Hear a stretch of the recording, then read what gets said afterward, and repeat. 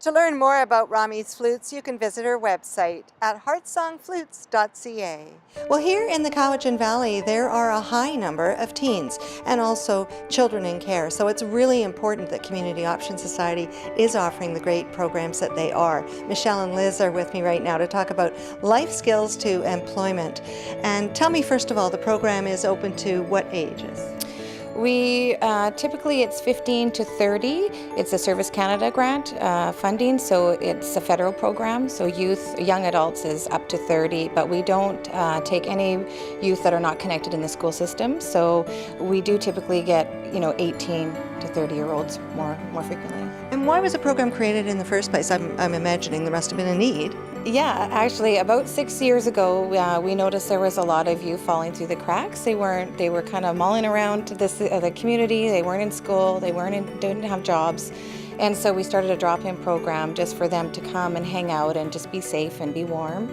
And then I was actually there at the time, and we started to bring in some life skills programming. Every once in a while they would talk about relationships, and we bring in some relationship stuff, and they kept requesting more and more program and more materials. So we partnered with the alternate program, and because a lot of the kids were kind of in and out of that program, and so they gave them credit to attend on a more regular basis. So when they attended, and I would bring in a workshop on communication or boundaries, relationship, and they'd get credit at school. Yeah.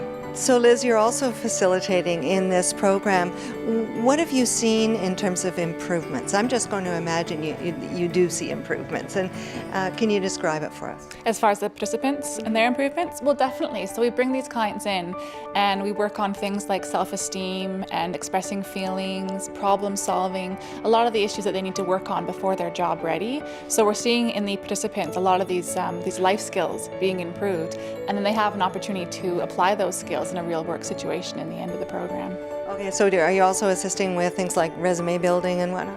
Absolutely. So the first 6 weeks is a life skills, and we, as Liz said, we do goal setting and communications, visiting the stories and the negative tapes and the negative talk, which are huge. A lot of the youth that come into our program have social anxiety, self-esteem. They've taken a real hit going through life and maybe trying in some jobs. So then we work on resumes. We take some of their goals and their self-esteem, and we build it in cover letters, resume. We do job placement. We bring in guest speakers from the community to talk about certain things, budgeting, and then we go out and find partnerships in the community on businesses that will take in our youth. For Service Canada, we have to have over 80% success rate per program, so it's a 3-month program. 12 participants go through each time, so we have to have an 80% or higher, or our program doesn't exist. So guaranteed 10 or more are successful each program, and it's been running 6 years. So. The next sessions for the Life Skills to Employment program for those 15 to 30 years old will begin in January of 2014. Look for details at the website causecowichan.ca. Oh, it's great to be able to assist these youth with, I think Michelle mentioned the self-esteem. That's the biggest thing a lot of them are lacking. They have amazing skills, amazing personalities, but some of them are missing just a little bit of support, just a little bit of extra confidence to get out and find work. And we help them with that in the last 2 weeks of the program. We do a work exposure component where we place them in real work situations, but they still have the support and mentorship of us, their coaches. And we get to see them practice the skills that we've taught them up to that point. It's really rewarding. The goal is to bring all of the youth together, kids that maybe don't identify as straight, or they have queer family, or are looking for support in some kind. Our schools up in Cowichan Valley do not have GSAs in them, so we started a Gay-Straight Alliance here in Cowichan to sort of address the lack of services that are available for GLBT youth in our community.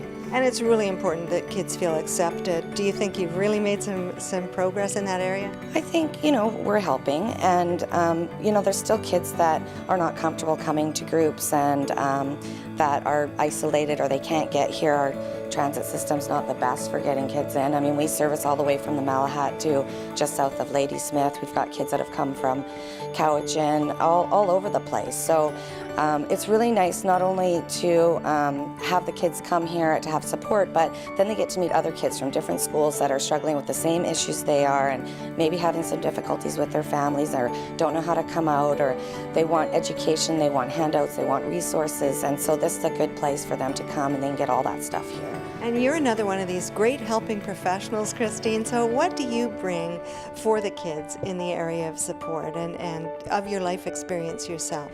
Well, I am a youth and family counselor, and I've been involved in Pride and the queer community in Victoria for many, many years. So when I came here, I just felt that there wasn't I didn't see any support for the youth in terms of rainbow stuff and things like that. So for me to be able to provide movies, education, not only that, but connecting them to, say, UVic Pride or VIU, Pride Society, things like that, we can connect them to resources for when they leave the town too, because many of them don't stay here. They move to bigger places, you know, and we still stay in contact. I've got youth that were in the program years ago that still are on our little Facebook page that we have together that are contacting me saying this is happening or they're getting married, and you know, so it's like this sort of ongoing connection that we have.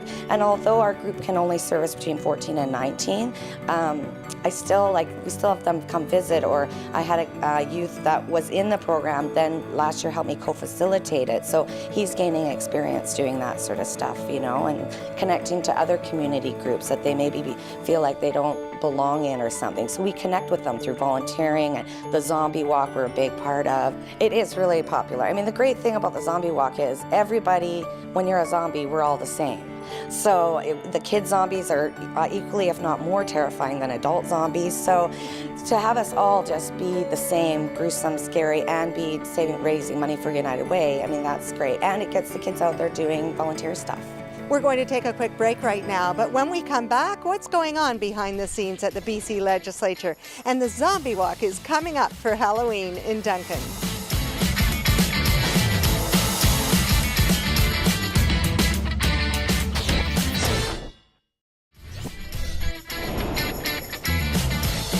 Well, here in Duncan, the only place to be during Halloween festivities is the Zombie Walk. And Jared, you've had a lot of experience with the Zombie Walk. I get the impression it's grown every year. It has, yeah. Every year it's grown by leaps and bounds. And this year we're going to have it on the 26th of October, which is a Saturday. And we're partnering with the DBIA, the Duncan Business Improvement Association, to sort of go on board with their Spooktacular. So it's going to be like a full day of activities, Halloween related, and a zombie walk as well. Neat. And where? The zombie walk's going to start at Charles Hoey Park. We're going to be there at 9:30. So if people want to get makeup put on, it's by $2 donation. We'll have makeup artists there, so they'll put some zombie makeup on you and you're ready to go for the walk, which starts at 10:30. Perfect. And a lot of this goes as well to assist the United Way, correct? Absolutely. It is, as it always has been, a United Way fundraiser. And this is that time of year where we really need to kick it up a notch and get some money towards the United Way.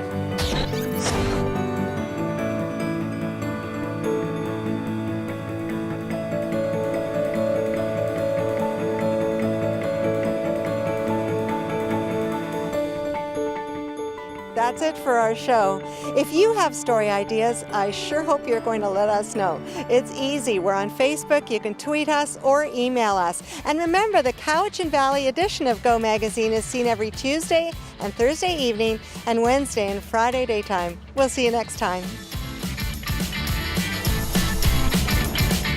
Go Island is brought to you by German Auto Import Network, Men's Wardrobe by DG Bremner & Co., Menswear and Accessories, Hair Services provided by Salon J,